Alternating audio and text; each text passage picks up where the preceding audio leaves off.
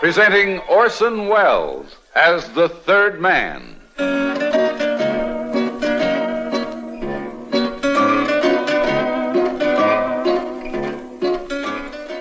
The Lives of Harry Lime. The fabulous stories of the immortal character originally created in the motion picture The Third Man, with zither music by Anton Karas. I won't burden you with the sordid details about how I met two very lovely Brazilian women named Inez and Aurora. They were very rich. They were in Paris on a buying spree, and the three of us became inseparable friends in very short order. I told them I was a dealer in masterpieces of famous painters. They were most eager to see my collection. So I began to browse around old antique shops, looking for something to sell them.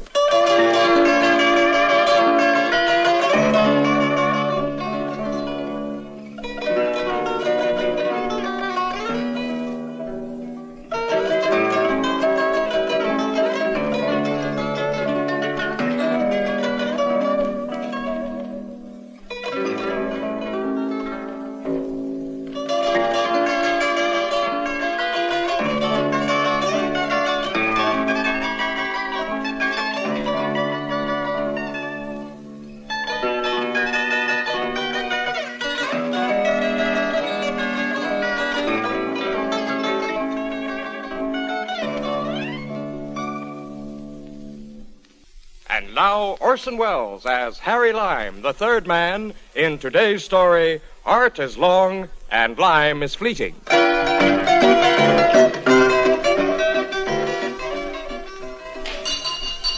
Bonjour, monsieur. Bonjour. Please, can I help you? I'll just look around, thanks. Of Thanks so much. course, if you tell me what you are I'm looking for for. a painting, Impressionist school, perhaps. I don't I quite have know. a few oils. This way, please.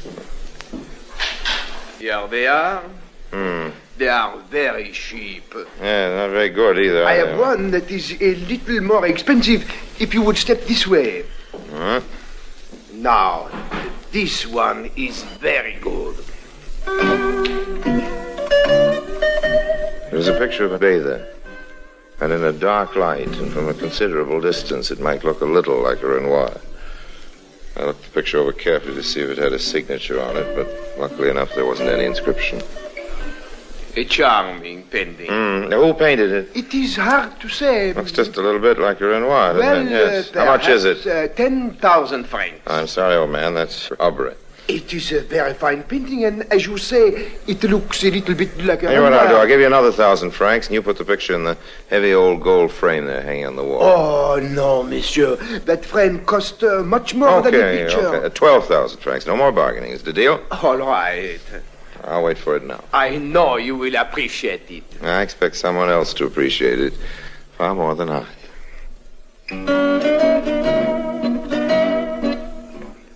I took a suite at the elegant George Sank Hotel and hung the picture on the wall with a tiny spotlight over it. Underneath, I had a small brass plaque which read simply, Renoir. Then I invited Inez and Aurora to have cocktails with me in my suite. That was a very funny story, Monsieur Harry. My dear Inez, it's true, every word of it. I do not believe it. You make it up to keep us in smiles. I'd do anything to keep you both in smiles, as you put it. You are very charming to us, Harry. I am most enthusiastic to see the painting. We'll get to Mr. Renoir by and by. How about another drink? Not for me, one is enough. Me for two. I mean, two for me. I am mixed up. I understand you perfectly. Here is me for two. Shall we not see the picture now? All right. Step this way, lovely Inez. Beautiful Aurora. Thank you for your compliment. Oh, I don't compliment you. I merely told the truth. It is over dark in here. I'll put the light on in a minute. I'd like you to stand here as the best distance. Oh, it is so exciting to me to see a real Renoir. It's exciting to me every time I look at it. I'll switch on the overhead light. It's magnificent, isn't it, Inez? Oh, it is beautiful. I've looked at this picture 1,000 times. Just can't part with it. Look at the form of the bather, so chaste, so full of feeling. See how the master subjugates detail and form. How much do you want for this painting, Harry? I don't think I want to sell it. Oh, you said you would. You are your mind changing? Well, it's true I need the money, but, well, you understand it.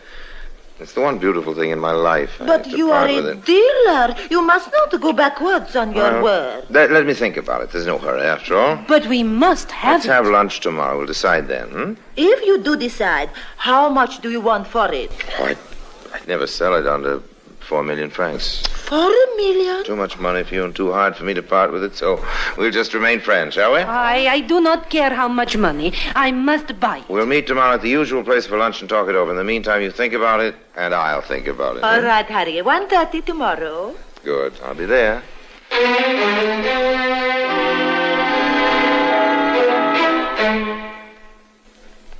They left a few minutes later. It was working out fine.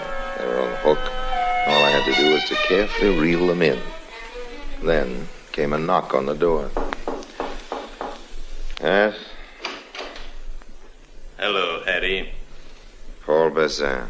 So, you still remember me. I thought you would have forgotten me by now. I never forget old friends. We used to be partners, old man. A partner, eh? That's right. Well, they hustled me into jail. You hustled off to the Riviera with all the money. It was an accident of fate. I was awful sorry you were caught, old man. There's nothing I could do. You're going to have an accident too, Harry. I don't do anything foolish. What good will it do you to shoot me? You have no idea how much good it will do me. Nothing. Like water to a thirsty man.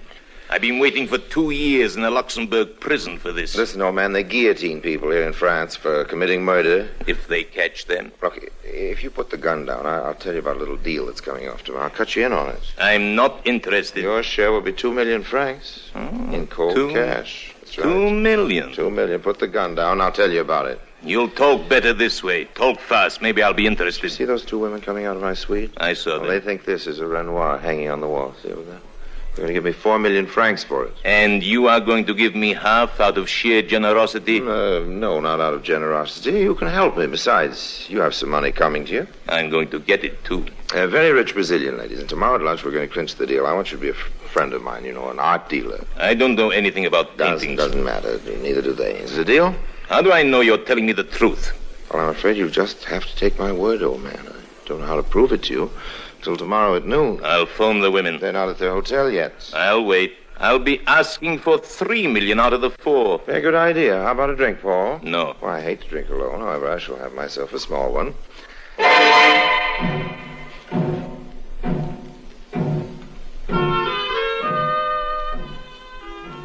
We waited an hour until Inez and Aurora returned to their hotel.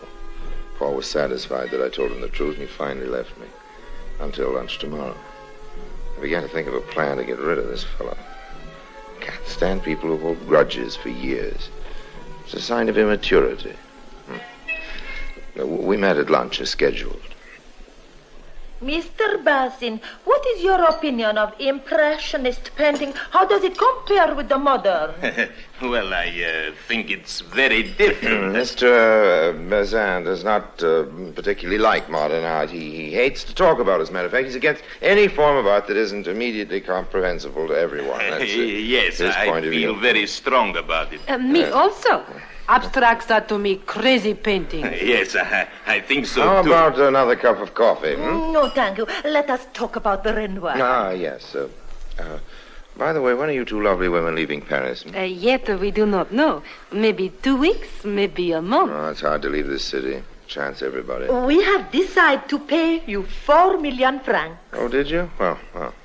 Well, we'll think about it some more, shall we? But that is the price of which you gave us. Yes. Oh, I am getting all mixed up again. You haven't changed your mind, Harry. Well, not exactly. Let's give it another few days. You're going to be in Paris a few weeks. There's no hurry. You don't want to sell it? Well, I do. That is, I must. But you see, after I left, I had an offer from the Fontaine Galleries, about 5 million. I'm very embarrassed by it.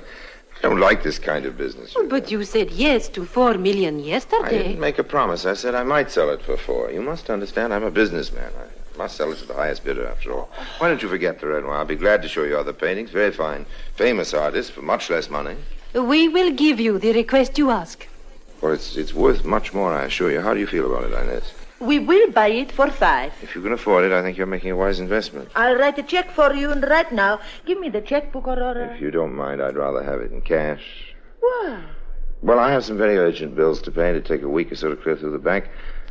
I can wait until this evening. You can get the check cashed at your bank. We can meet for dinner. We'll have a real big celebration, A party. Yeah. You will be guest to us. Oh, no. You're my guest, please. You come too, Monsieur Bézin? With pleasure, mademoiselle. Where should we meet? Shall we go to my favorite restaurant, Tour d'Argent? I know where it is. Oh, it's one of the best in Paris. Now, I must go. Garçon, addition.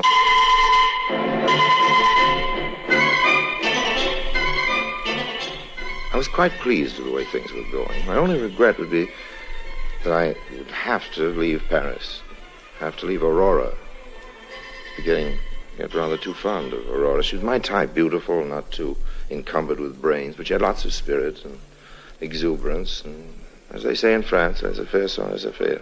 I had one real problem, to get rid of Bazin.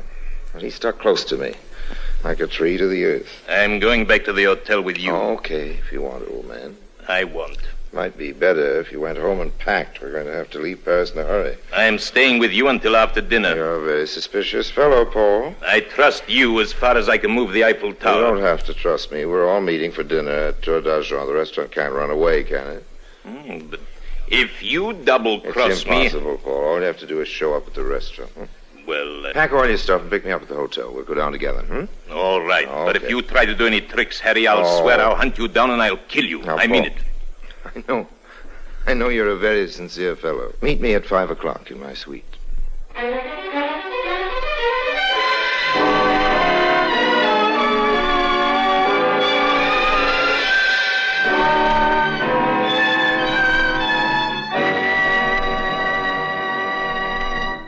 Orson Welles returns in just a moment as the third man.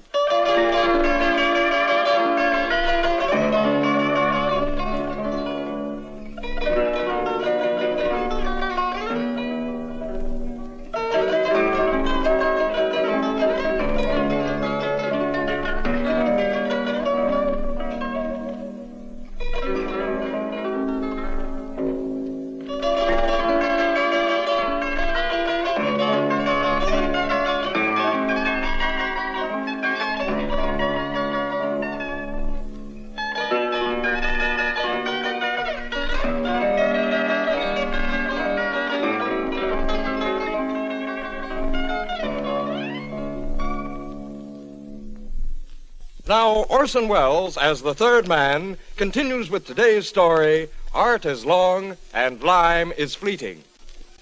I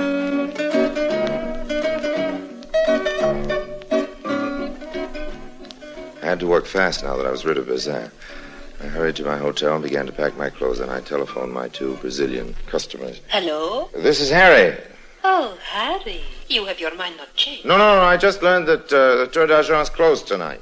Well, then we shall someplace else go, no? Of course. There's a superb Italian restaurant called the Casa Bellini. Write the address down, will you? I have a pen. Good. It's 43 Rue Victoire. I made a reservation for 7:30. We will be... Tell Inez I'm sorry about the change. Oh, it is very nothing. I suppose she's gone to the bank, hasn't she? Oh, yes. That's good. She will be back soon. What makes you so happy?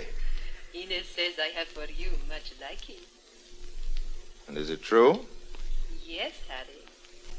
True for me, too, Aurora. I think you're the most charming woman in all of Paris. You are to me, too. Oh, I get mixed up again. I know you and I are going to be the very best of friends. See you tonight, honey. Tonight, chérie.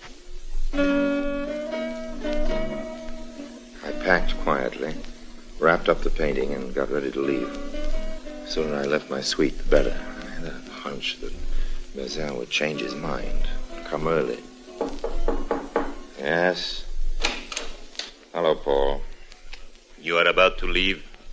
Well, I was just going down to pay my bill, as a matter of fact. You lie. You know, you're getting to be awfully unpleasant, Paul, old man. You are getting up to something. I am getting up to 5 million francs for this little package here. I think you were trying to run away. I think I came just in time. You're not thinking. No matter where I ran, I'd still have to be at the Tour d'Argent at 7:30. Where were you going when I came into the room? I told you I was going downstairs to pay my bill. You're being very dull, Paul. You don't fool me. I think you better come along, huh? We'll go down together in a little while. Now, look here, Paul. We have 3 hours until we go to the Tour d'Argent. You're not going to stand there with a gun in your pocket all afternoon. That is exactly what I am going to do. Well, I have to go to the bank, arrange for my plane ticket. You're being Well, you're being quite a bore, old man. You never had money in the bank in your life. So happens that you are cruelly wrong. Show me your bank book. It's downstairs in the hotel safe with all my other valuables. You are lying. A partnership based on suspicion and mistrust can never be successful, old man, really. We are going to be Siamese twins for the next few hours. It's no use arguing with me. Well, if that's your decision, you might as well sit down. You'll get very tired standing up there for 3 hours. You worry about me a lot, don't you? I was brought up very carefully. It's ingrained in me to be a hospitable host. Now, I'm glad you're taking my advice. Like some refreshments. A drink, perhaps? No. Just want to sit, That's right, just sit. Well, don't doze off now. You think you're funny. No point in being grim about it. Brought some cards. No. Have a set of dice somewhere just to while away the time. I don't want to do anything. You just want to sit. That's right.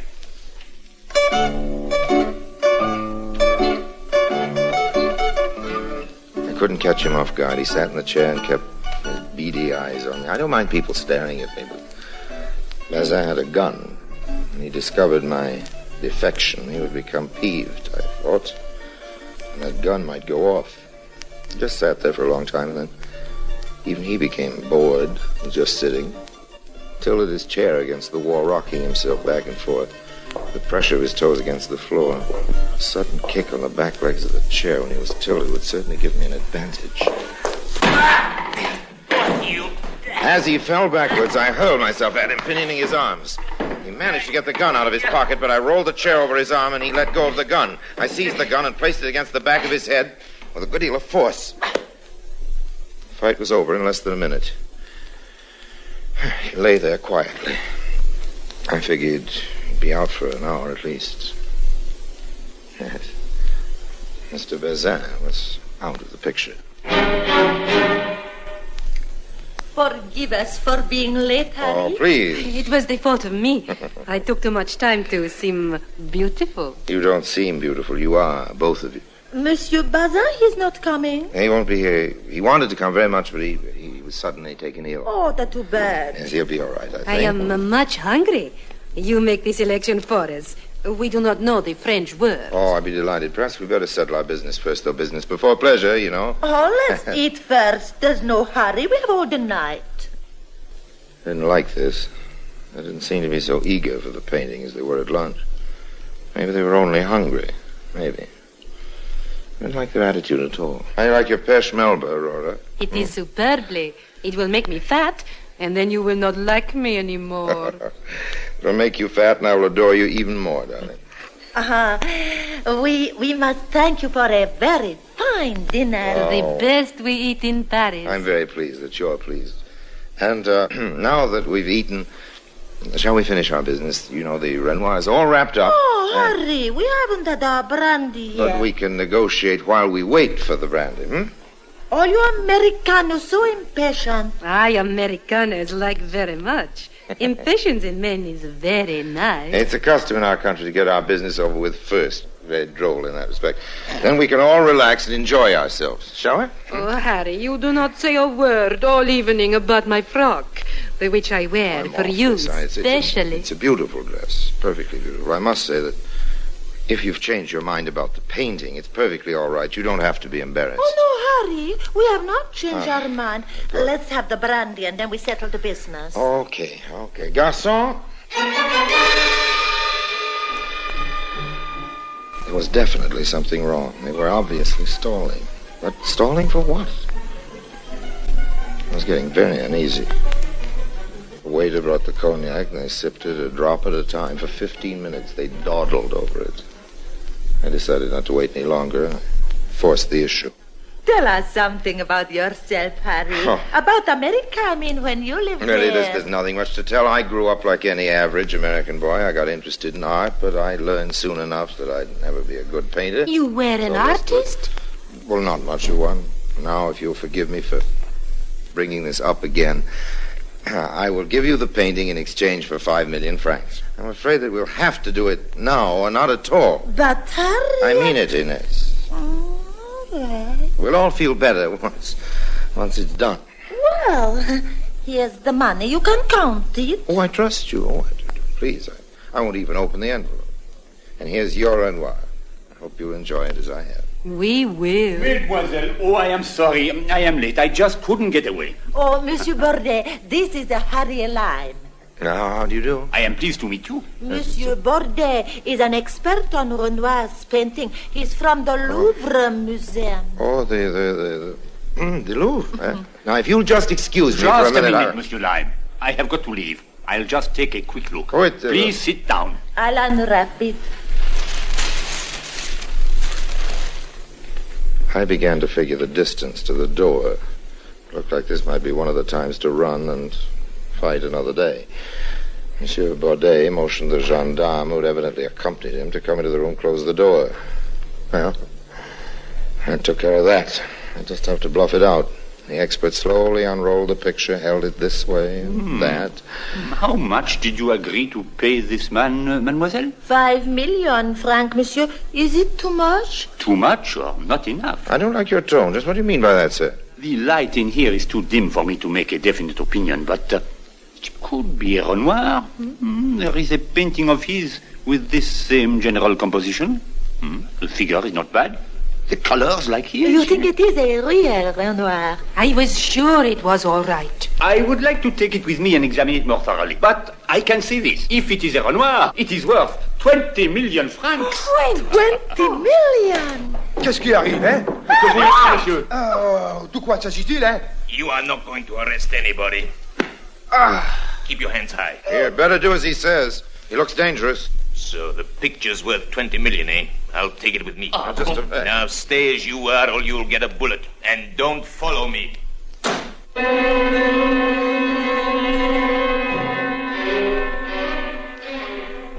Bazin grabbed the picture and ran. Talk about a break. With the gendarme, the girls, and Bordet, I ran after him, yelling, "Stop, thief! Stop, thief, thief!"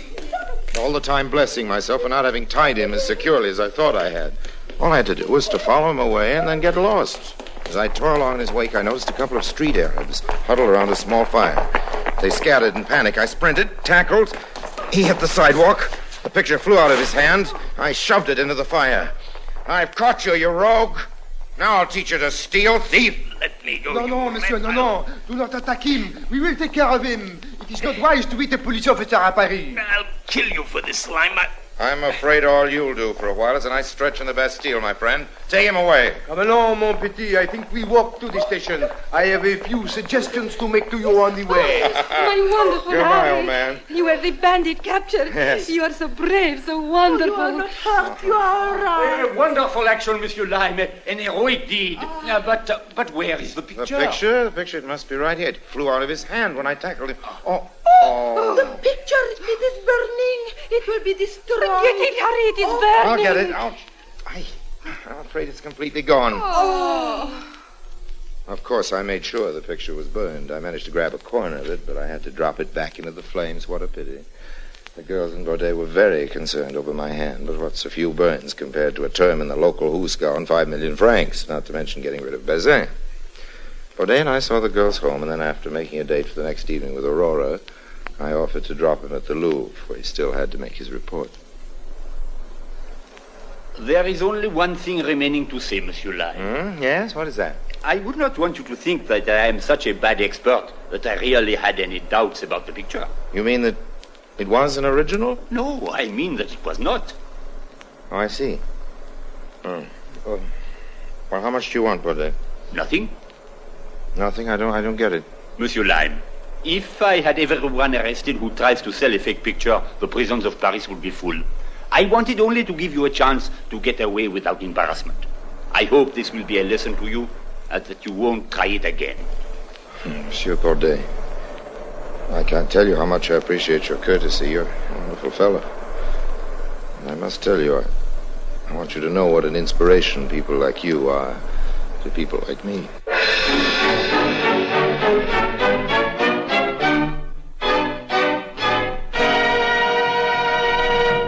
Harry Lime returns in just a moment.